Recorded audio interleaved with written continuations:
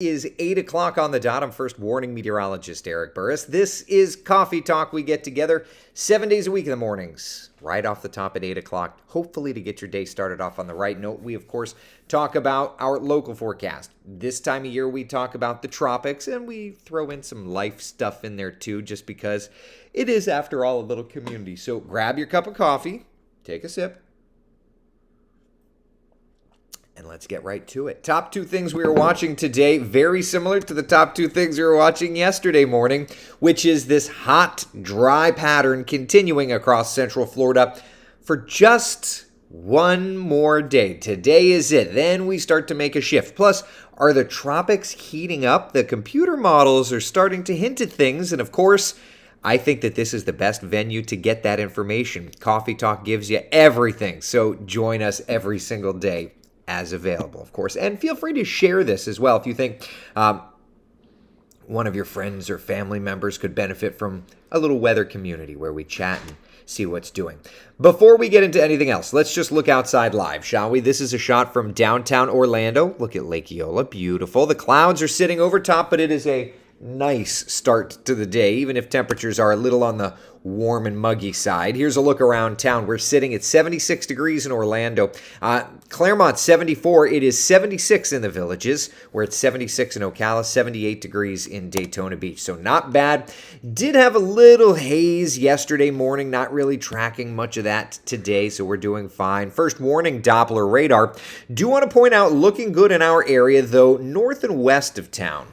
Let's take you up toward like the I-10, I-75 corridor. Let me just lapse this, and you can see there are a few showers up that way. And as a matter of fact, if we were to take and switch radar sources over there to the National Composite, and I'm just going to go to the latest view here, but the National Composite, you can see there are pockets of rain across the Big Bend, but that extends in a pretty big way back over toward the Panhandle. Very heavy rain coming in around Apalachicola, Panama City. Yesterday, there were tornado warnings in this area.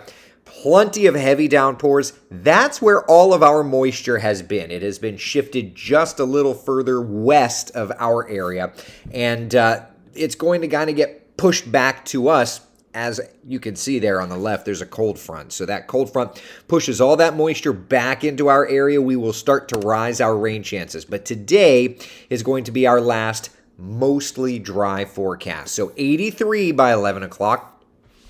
We'll push it to about 89 degrees by 1 p.m. 92 our high.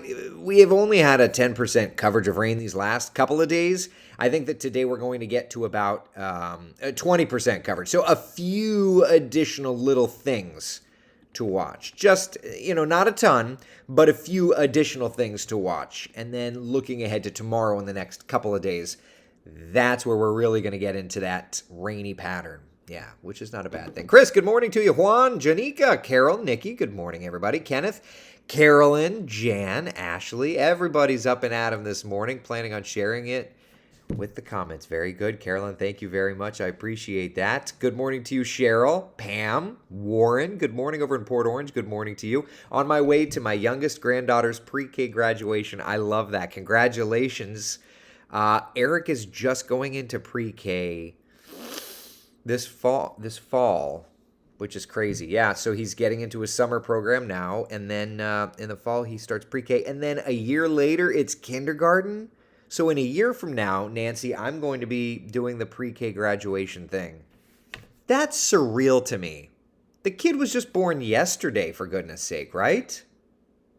Ay, ay, ay. Terry, Marie, good morning. I know Eric was born 4 years ago, but still, it was yesterday, right? I guess I'm at that phase of life where you say that. Ay, ay, ay, ay, ay. Jamie, good morning to you. Elizabeth, how are ya? Leonard, Yukon, good morning. Kay says, thank you, Eric, for always being with us, keeping us aware of what to expect. You're the best. Well, thank you very much. I appreciate that. I take that responsibility very seriously. So Thank you very much. Scott, going to be more of a west to east pattern Saturday, going boating in Tampa Bay. We'll take a look for sure. We'll take a look. Terry says, my shingles for my roof are being delivered tomorrow. How does Melbourne look? So let's take a look at Futurecast. First, before we do that, let's just talk temperatures today. High temperatures around town look like this. 92 degrees in Orlando, 90 degrees in Sanford, 92 in the Villages. So we're doing good. It's going to be a hot one across the interior. Notice our beachside spots, mid to upper 80s. So not terrible, but it is going to be warm. Let's go through Futurecast, okay? This is going to be, of course, the tool we love to use to kind of get through things, all right? So here we are. We'll start off this morning. We're looking fine. Let's take you through time, okay? Hold on one second. No, I don't need that. Okay, sorry. Was just looking at a couple of different things. All right, so let's take you through time here. Through the day today, we're looking good. 1, 2, 3 o'clock, 4 o'clock rock, right? 3 o'clock, we're looking good. Notice late, around sunset or so, that's when the model is trying to show there's 5:36, a couple of little showers. Yesterday, we had like one develop. Today, maybe we'll have 2 or 3 try to develop. That East Coast sea breeze out west may try to focus some rains around 8, 9, 10 o'clock. You could see the model trying to paint in some of those greens. Not a bunch, but, a little bit of activity. Then that kind of fades, and we enjoy our evening. Nice, quiet stuff. Let's look to tomorrow, because tomorrow is when we'll watch the rising rain chances. Here's about 7:30, 8 o'clock tomorrow morning when we join each other for coffee talk. I think we're going to be nice and quiet, but let's roll through time. Of course, it goes too fast. It's a little laggy. So give me a second to get it back. All right, here's 2:30 tomorrow afternoon, already starting. Let's go a little earlier just for conversation. So 10 a.m. we're fine. Late morning, we start to popcorn up showers. It's a west to east kind of pattern for tomorrow. We'll watch all of that activity start working over toward the East Coast. 2, 3 o'clock, you can see heavy showers and thunder showers up and down the I-95 corridor.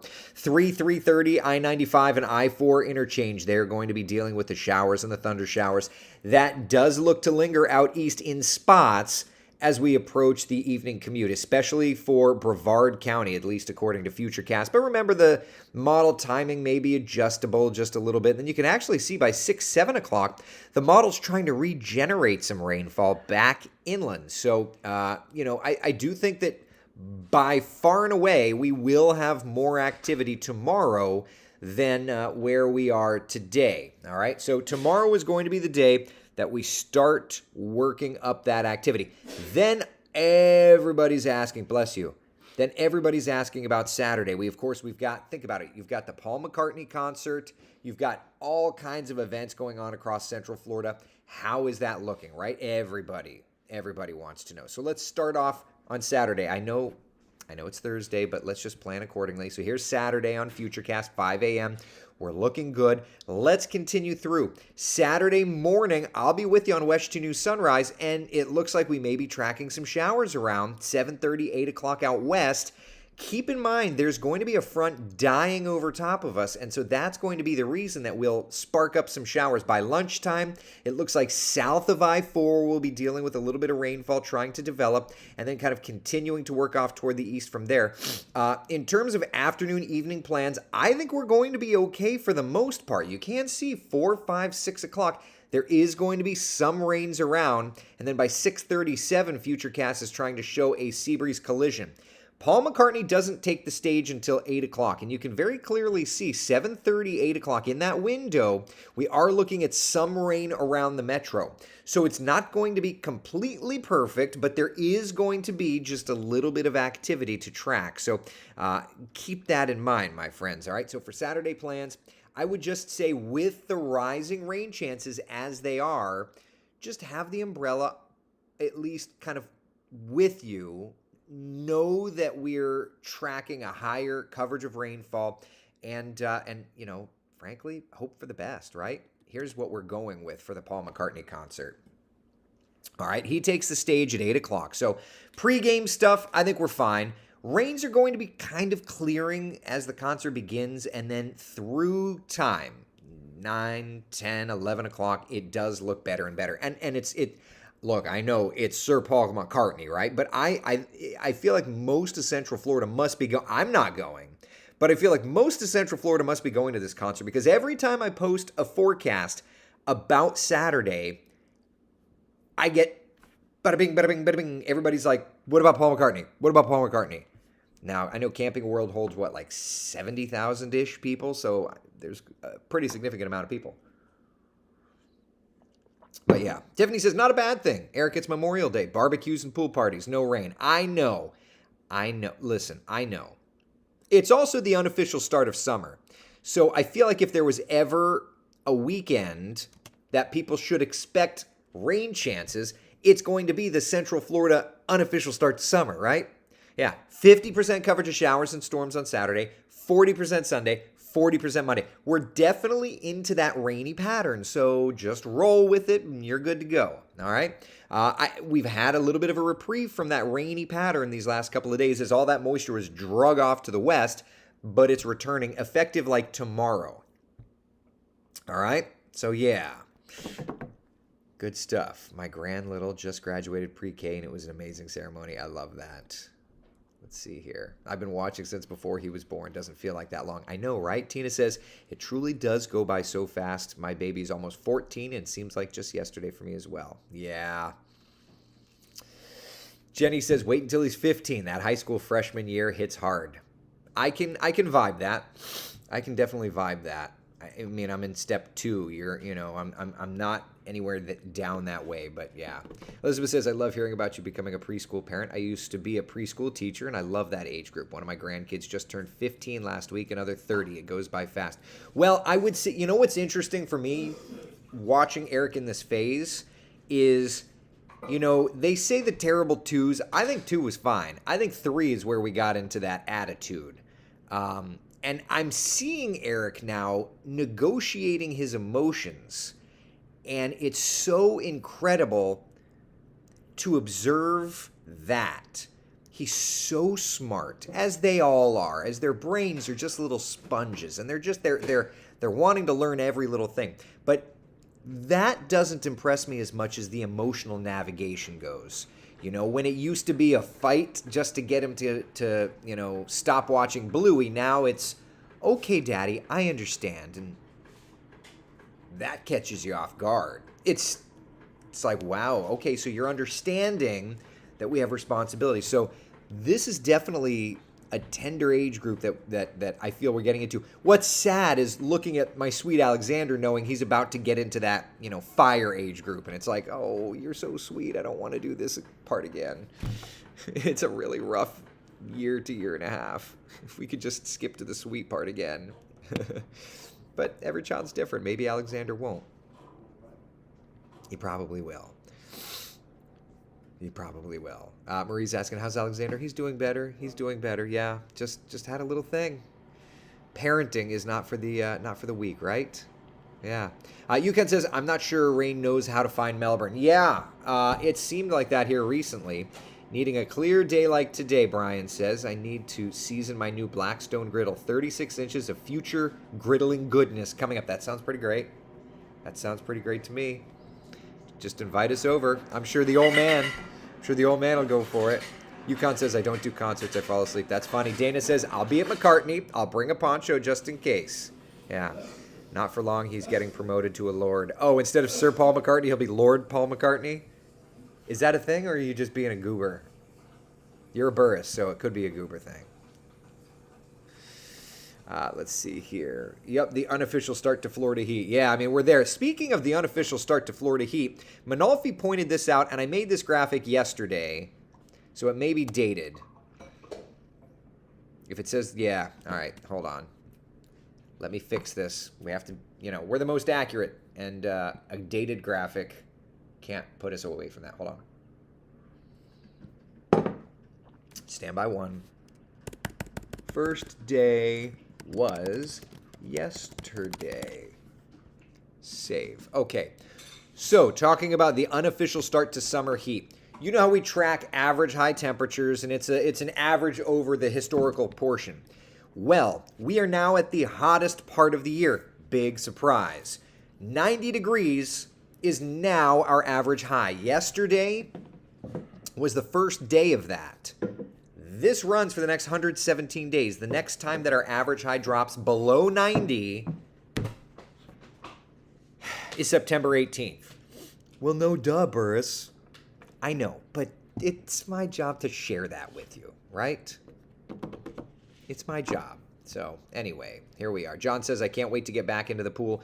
You and me both. I have to mow my grass in the worst way. I feel like somebody threw Miracle Grow on it.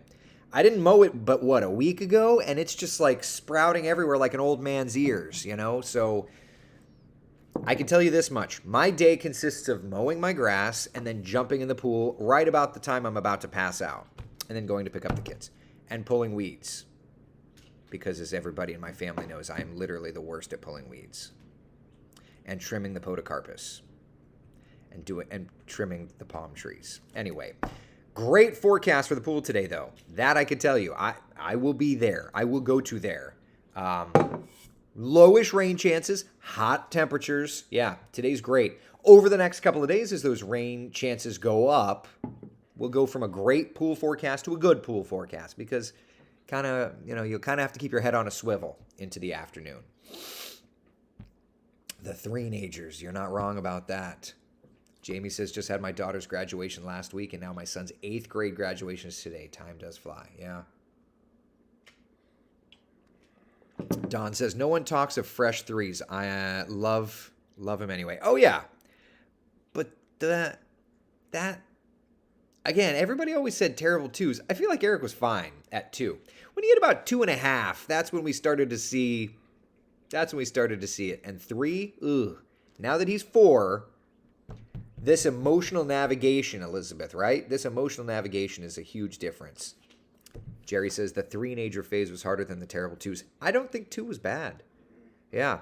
But what's sad to me is that my sweet Alexander is going to be, it's not sad. I want him to grow up. But he's so sweet. And it's like, oh. But Eric was so sweet. And now Eric is transitioning back to so sweet. And Alexander eventually, I'm sure, will transition to a three-nager. Alexander's not even 2 yet. You know what I mean? Like, we're not even there. But I just know it's coming, and it makes me sad. Let them be children. I know. But I don't even remember how it came up in conversation. Somebody had mentioned it. Let's see here. It's okay, Daddy. I understand. No biggie, Daddy. I have other plans for you. Yeah, exactly right. Exactly. Envy's asking, did I fix the BSR? Did I? I did. Yep, the BSR is fixed. Yeah, so we can tap back into that a little bit. Although I'll tell you, looking at the BSR, there are no clear. I'm just going to tell you. When I was fixing it yesterday, I looked. There's no clear signals. There's no major clear signals. So we can check on it, and we'll look at the models. We'll look at the LRC and all that fun stuff. We're at 8:19, so I guess we should probably move on. Lindsay's asking, anything brewing in the tropics?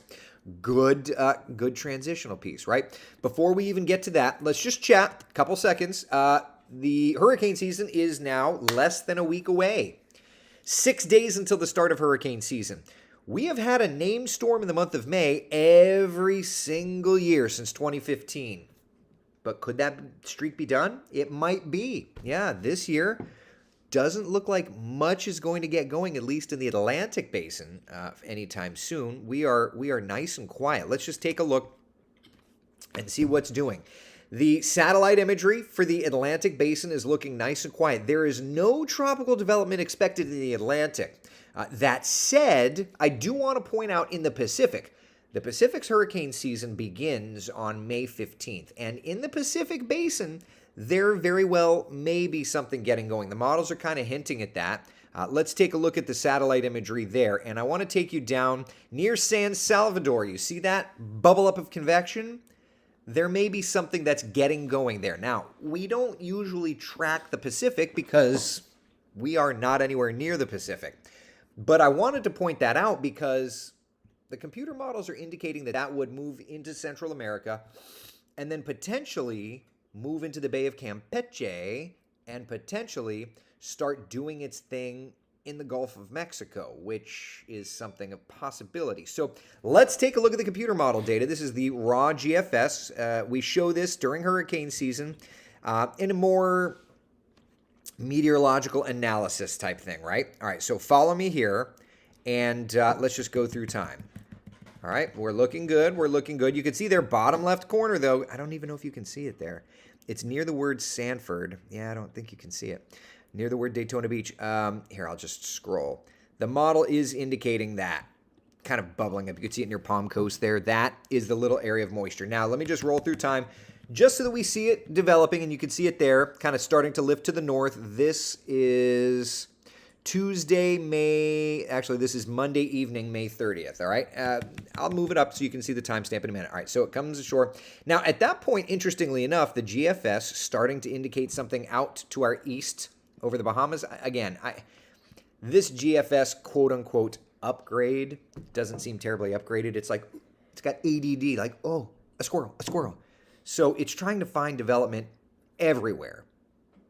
Let's just follow this model. We'll look at the European for consistency and all that, but just ride through with me. I'm going to show you model data, guidance, not gospel. And frankly, the GFS hasn't been all that guidanceful.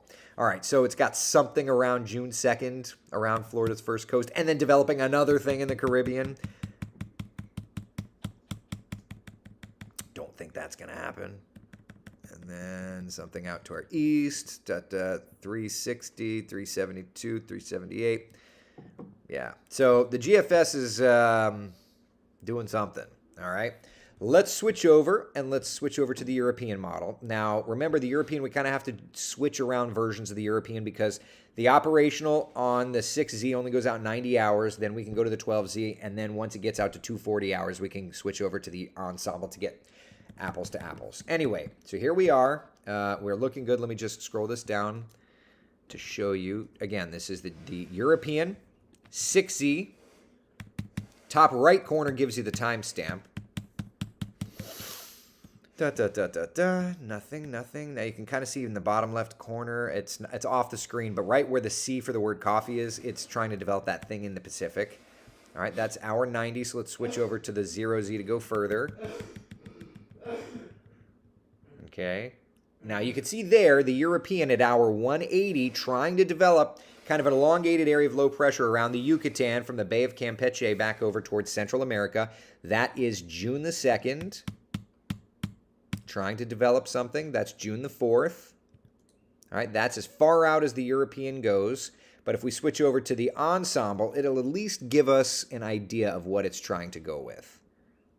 If we just look at the control or version of that, you can kind of see it's lifting to the north. It doesn't know what to do. It's trying to take it up toward Florida, but, what happens if we go back here and we just look at the members?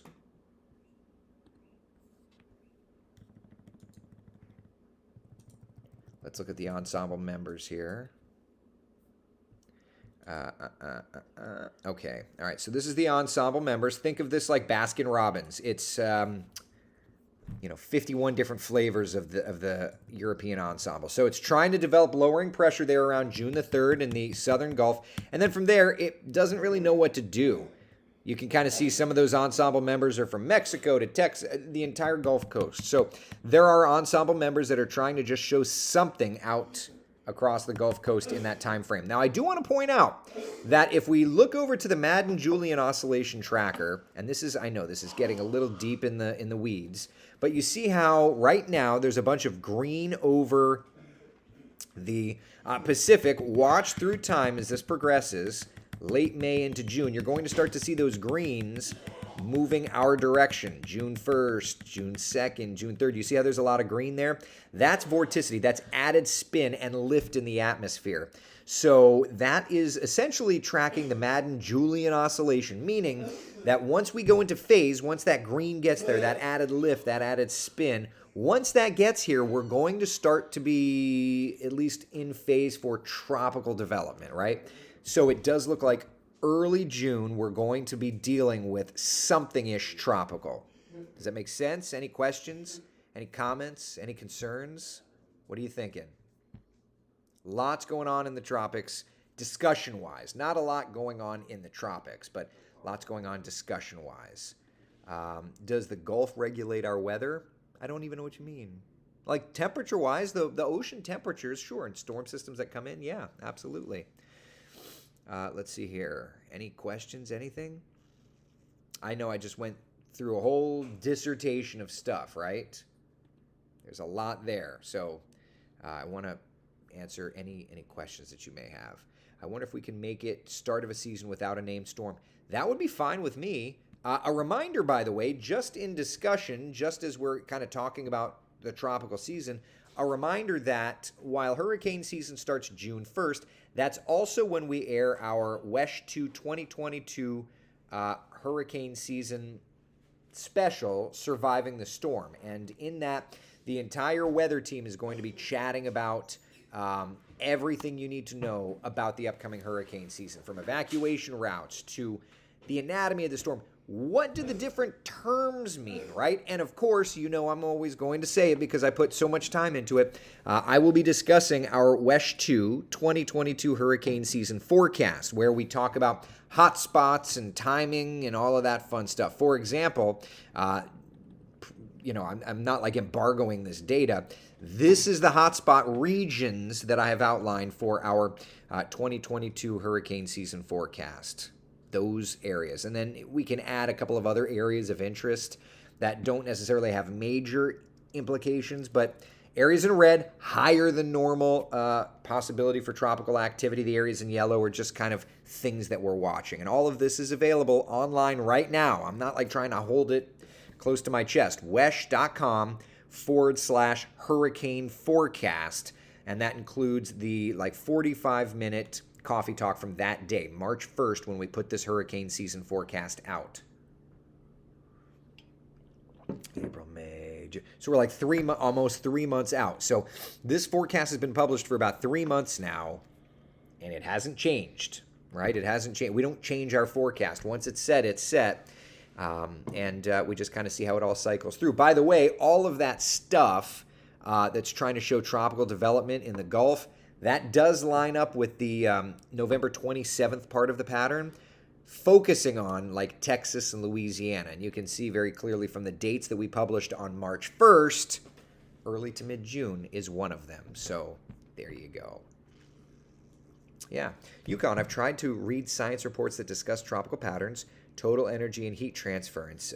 Interesting but complex. Well, and to that point, like the LRC is incredibly complex, but we try to make it as simplistic as is possible, right? So that's kind of, those are all kind of discussion points, right? Weather is a non-exact science, and it's very complex. There's a lot to it. I can tell you this much, though. I've been saying it since March 1st. Late June, that week of like the 20, 21, 22, 23, 24, 25, 26, we're going to be watching the tropics. You can see I've got watching Florida with the big red dot there. Okay? This has not changed since we issued our forecast. That, you know, mid to late June, we're going to be watching the tropics. Why? Because of the October 11th part of the weather pattern. All right? The October 11th part of the weather pattern. What does that mean? The October 11th part of the weather pattern I'm going to be watching probably, I would say, the East Coast. But yeah, late June and late August is when that cycles through. And that's all available. wesh.com/hurricane forecast. You can get all of that information there and see where and when the tropical stuff moves around. Fascinating stuff. Hubby's birthday this weekend. A million things on my plate, only half listening. When's the rains this weekend? No time to repeat. I would say that for us right now, it looks like it's going to be late morning, early afternoon, kind of clearing out little by little, getting toward evening plans. But yeah, late morning, early to mid-afternoon is the timeline. No soggy weather. Quick rains are good. My Norwegian Lunderhund. Is that a dog? Lundhund? My Norwegian Lund? I don't even know what that is. I'm sorry. Get your water now. Yeah, well, listen. That's not the craziest thing, John. I always try to say, leading up to hurricane season, get a little supply every day. Just a little supply. Every time you go to the grocery store, just get an extra thing of water, an extra this. Everybody can add on $2 or $3 to a grocery shop. If you can't, then buy store brand instead, or go to Save-A-Lot, or go, I love Aldi. I mean, these are places that you can add things, and it is a nice, inexpensive bill. So we have to take responsibility knowing that we live in Hurricane Alley. It's as simple as that.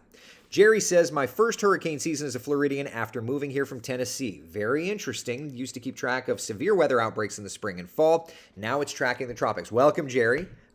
Glad that you're hanging with us for Coffee Talk. Please stay with us during hurricane season. I can tell you, when there are threats, I don't just do the Coffee Talk in the morning and the afternoon. I'll do updates quite frequent. When the Hurricane Center posts an update, I'll pop on and do an update on Facebook, Twitter, YouTube, and all that fun stuff.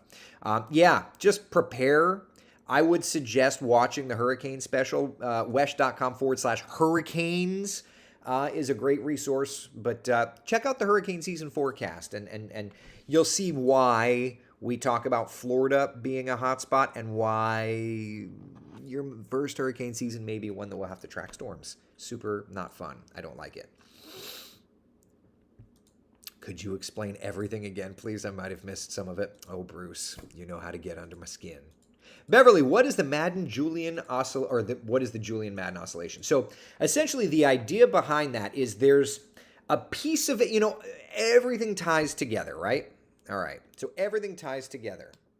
So the idea behind the Madden Julian oscillation is there's this piece of vorticity, energy, spin in the atmosphere, and it just moves around the country, around the globe, and it cycles around the globe. It spins. It moves in at different speeds and things. And so when you're in phase for the Madden Julian oscillation, the idea is the atmosphere gives you a little extra spin, a little extra lifting mechanism. So in tropical meteorology, we look for the Madden Julian oscillation to be in phase for the tropics becoming active. When we're out of phase, the air may sink a little bit. It may be a little more stable. You may have all the ingredients, but it's just not spinning stuff. But when you get into the Madden Julian oscillation, when that MJO goes in phase, the atmosphere, it's kind of, you know what it's kind of like? It's putting premium gas in instead of regular gas. Regular gas will drive your car, but premium gas is going to put that extra little pep in your step. So when it comes to tropical development, you throw in that Madden Julian oscillation and it's like, we're going to really need to watch this a little closer, right? So that's the long story long on that. The BSR is favor one or the other models. The BSR doesn't have any major indicators during the time frame of early June. I looked at it yesterday. You can use it when it shows major players, but when it doesn't show major players, it's just another tool. Sometimes it's great, sometimes it's not. That's all. Yep. Guidance, not gospel. All of the tools in the meteorological world are guidance, not gospel, which is why you want somebody who's battle hardened. You want somebody who has gone through it, knows when to read the tea leaves this direction versus in another direction. Let's see here. Where's the storm headed at the end of June? So at the end of June, we'll be watching Florida and the Carolinas. Yeah, that's kind of the time frame for that. Long-range forecasting is one of those things. Think of it like standing on the road on a foggy day. You see the headlights, you know that there's a car, you just don't know exactly where it's going or how big it is, right? So that's the way we look at it. Okay? All right. Is lightning expected tomorrow? I would say yes. We've got the lightning on the 7-day forecast. Yep. Vanessa says, I've been living here in Florida since 2016, so you're battle-hardened. You're battle-hardened. Absolutely. Christy, Jerry, I'm in year 6 in Eric. Oh, thank you very much. I appreciate it. Plan, don't panic. Yeah, and hurricane parties are a real thing. It's a great way for communities to come together for gas and supplies. I've never done a hurricane party, probably because I've had to do the whole hurricane work. I will say this. If you plan and prep, you don't need to worry should something come our way. And that's the way that I truthfully try to outline things. Just have your stuff early and you're good to go. That's all. Just have it and you're good to go. I just can't believe we're already getting into season. Man, oh man. All right. All right, so today, mostly dry, another hot one. Rain chances going up in a big way for late this week, aka tomorrow, into the weekend. Okay? All right. Michael, has the current weather locations always scrolled at the bottom? No, that's something new in the last month, 2 months, something like that. Just trying to zhuzh it up, trying to make it all fancy pants. Yeah. All right, so enough of that. Coming up today on the Afternoon Coffee Talk, we'll look at the latest models, see how things are doing, and of course, we're going to peek outside at your weekend forecast. Updated data is never a bad thing. In the meantime, be the sunshine in someone else's day. Thank you so much for hanging out for Coffee Talk. It's 8:36. Go be one with your day. Go have a great day. I'll see you guys at 3:30 this afternoon.